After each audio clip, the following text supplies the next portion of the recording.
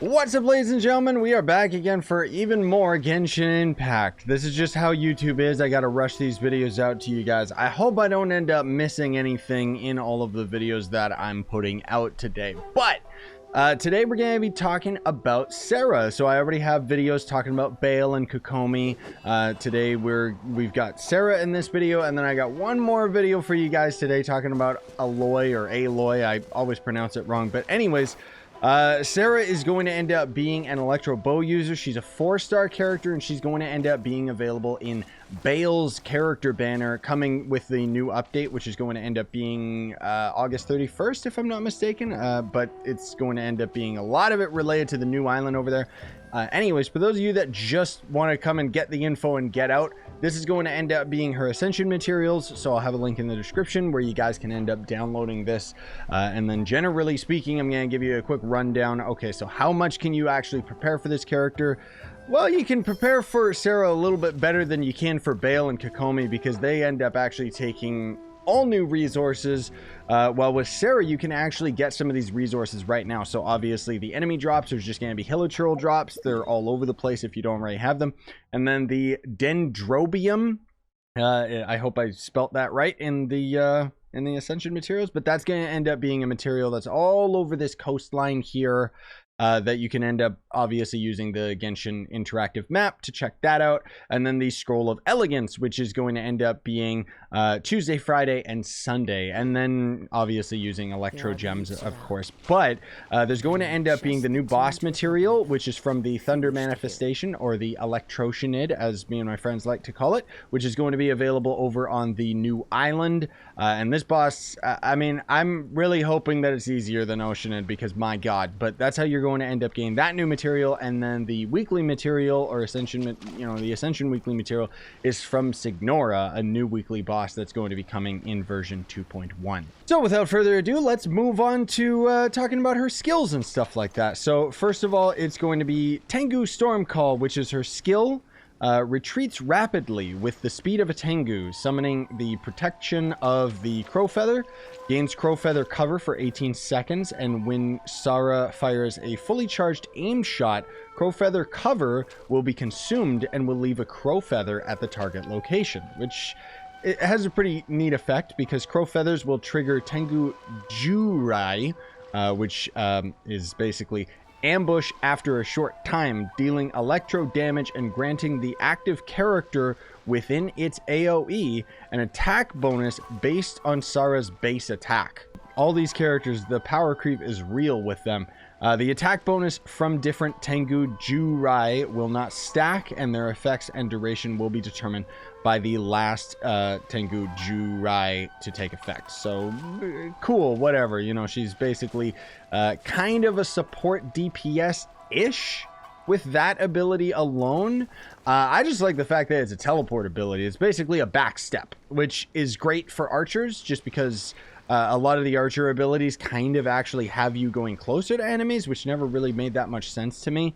I'm not the biggest fan of archers, which is why I don't really main them that much, but Sara does have me interested. Now, lots of people are arguing and debating whether or not Sara's going to end up being better than Fischl, but that's not really for me to determine right now, because we're just talking about the character, and it's your opinion whether or not you want to actually go for her. But personally, I think she looks cool. Most of all because of her burst. So Cass, it's called Koko Sendo. Probably pronouncing these wrong, but whatever.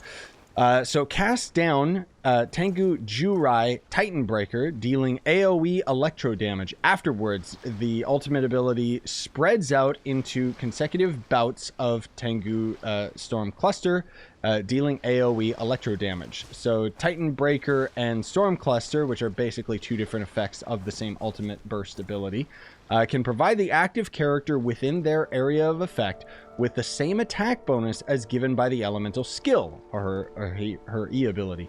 The attack bonus provided by various kinds of Tengu Jurai will not stack, and their effects and duration will be determined by the last one that was cast. So basically it's saying that whether you're using her E ability or her ultimate ability, the bonus attack is going to end up remaining the exact same. But generally speaking, I find that this ability in particular, like the ultimate ability, I'm very, very surprised at how much ground it covers, considering that Sara is a 4-star character. Like, it actually seems to cover a pretty wide area. You know, for anybody that's rolling for Baal, I think that Sara is going to work very, very well with her, just because of the whole attack bonus buff, you know, synchronizing extremely well with Baal, not to mention Baal ends up gaining a lot of buffs if you end up using Electro characters and so on and so forth. So it kind of seems like that's what the goal is with Sara. So moving on to her passive abilities already, when dispatched on an expedition in Inazuma, time consumed is reduced by 25%, which is nice. And then while in the Crow Feather cover state provided by her E ability, which again is that you know, that state that you end up getting into for 18 seconds. So basically you'll use her E ability, and then for 18 seconds her aimed shot charge times are decreased by 60%, which is pretty darn good. That's probably the fastest charged character in the entire game. But it also depends, right? Because I don't know if she has similar effects to Yoimiya and Ganyu, where they basically have a fully charged shot, but then they have an additional fully charged shot, which ends up having another effect. Sara, I don't think, does that. Basically, her extra effect is when an enemy is tagged by her E, then you shoot that enemy with a charge shot, and then it causes the AoE electro damage. And then there's her other passive, which is when the Tengu Jurai ambush hits opponents. So when you end up using your E ability, Sara will restore 1.2 energy to all party members for every 100% energy recharge she has. This effect can only be triggered once every 3 seconds. So it's kind of like Sara seems to be a 4-star version of Baal, despite the fact that she is actually a bow character and not necessarily the same playstyle as Baal. But I mean, she seems pretty darn good for a support DPS, that's for darn sure.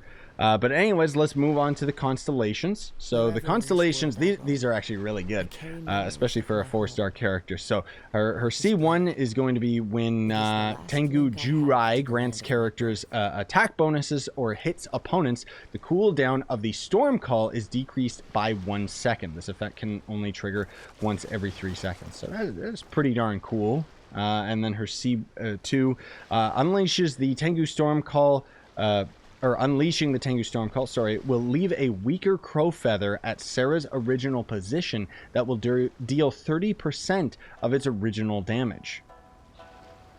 So it's just additional damage, I guess. Not really, you know, that's not really the most palpable of C2s. Honestly speaking, we've seen a lot better in the past. And then her C3 obviously just levels up one of her talents. Her C4, the number of Tengu Jurai Storm Cluster released by subjugation. Jesus. Okay, so either way, it makes it so that when you use your ultimate ability, rather than her just shooting out 3 lightning bolts, it'll shoot out 6. That is a really good C4 because it covers so much ground, dude. Like, legit.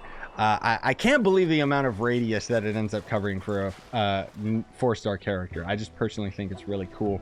But I'm probably not going to be dropping down a bunch of money on Genshin for quite a while, so it means that I'm stuck using Freema gems, which means there is no way in heck that I'm going to end up getting her C4. Plus, I don't have a good bow anyways. Her C5 obviously just levels up her talent again, and then her C6, the electro damage of characters who have had their attack increased by her Tengu ability, has their crit damage increased by 60%. Wherever in this world I roam. Oh my god, these characters all complement. These are some insane support DPS characters, aren't they? But most of all, it's reliant on the constellations. Like, these are really good constellations. Jeez Louise. Could you imagine having that with Baal? Because Baal's constellations already end up complementing Electro characters as well. So having Sara's C6 complement Baal's ultimate ability, for example, or not even her ultimate, but just her damage in general, getting increased crit damage. I mean, that's just crazy, dude. I mean, granted, of course, Baal is not going to necessarily be built towards crits just because of the fact that she's most of all going to be an energy recharge character. But either way, I just think that it's crazy, and am very, very surprised at the way that these characters all synergize together. They seem to be getting a lot better at developing characters that have very, very ideal abilities. Now, is Sara going to end up replacing some of the meta characters or top roster characters? I don't know. Frankly speaking, I don't care. I roll for characters that I think look cool and based on how their combat design is. So we'll actually already be moving on to talking about how you're going to end up building her. So it's probably going to be very similar to my Baal build. At least, you know, there's a couple different options here that you can end up doing. But basically, you would be using, you know, the crafted 4-star bows, the ones that you got out of the event for official. 5-star bows, obviously any of them is going to end up working. Basically, the point that I'm trying to get at is I don't really have any bows in my inventory, so I can't give you firsthand knowledge of, oh, here's a bow that's really cool, especially because I'm going to admit, guys, I'm not the biggest fan of the bow characters in this game. However, you would probably end up using a bow that has either, you could basically build Sara one of two ways. You could build her towards her energy recharge just because of those benefits from her passives, or you could end up going for a full DPS build, but that is kind of entirely up to you. So you know, personally, I would probably build her the same as Baal, which would be using the Severed Fate set items, because it's going to end up having the 2-piece set, energy recharge 20%, and then her ultimate with her 4 set is going to be her ultimate burst increases damage by 25% of your energy recharge, so you can get to a maximum of 75% damage bonus on your burst this way, so long as you end up having a lot of energy recharge, which is absolutely insane.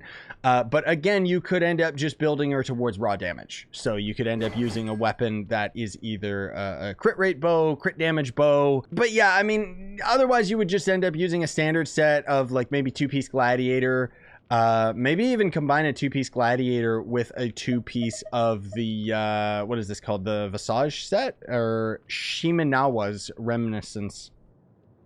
Yeah, because then you get 18% and 18% for having the 2-piece set, right? Or you could end up using a Noblesse, or even you know, Wanderer's Troop. Pick your poison, right? Like this is an era character where you can basically just build her towards any of the standard DPS builds, or you can build her towards energy recharge. It's entirely up to you and how you place her in your team. But you can end up just being lazy and going for attack percentage, or generally speaking, you're probably going to be going for a damage build, which would be crit damage, crit rate on your hat, one or the other. For the goblet, you're going to be going for electro damage, obviously, just because that's where she's going to see the most benefit. For the sands, you could either use energy recharge, attack percentage, probably only going to stick to those two for your sands, and then of course, you know, your feather, you can't really do that much with it, and your flower neither. Which the whole point is that you would basically be building Sara towards a damage character, but any energy recharge that you have is going to be beneficial, right? In terms of the talents that you want to level up, again, that's entirely up to your playstyle with her. Personally, if I was going for Sara, I would probably just be using her as a burst build, because I wouldn't necessarily want to have her on the field too much, outside of maybe using her E ability to end up giving the attack bonus to my other characters, and then maybe only swapping back to Sara to end up using her burst ability. So personally, I would probably just level her E ability and her burst, not necessarily her normal attacks. But again, it depends how you're going to use her. If you want to use Sara as one of your main characters, then obviously you're going to benefit even more from having your normal attack increased. But anyways, not more that we need to really say about that, just because, you know, it's kind of an easier character to end up talking about. Thank goodness 4-star characters don't have too many complex mechanics. Thanks for watching, though, gamers. Really appreciate it. Hope you enjoyed, and I'm sorry that I'm swamping you guys with so many videos today, but them's the breaks, kid. Like, that's how YouTube is. Unfortunately, with you know, Genshin being as popular as it is, I pretty much gotta rush these videos right away, as I said earlier. Anyway, smash like, sub for more, buy the merch you want, support the channel, and have a great day, guys. I still got the Aloy video coming up next.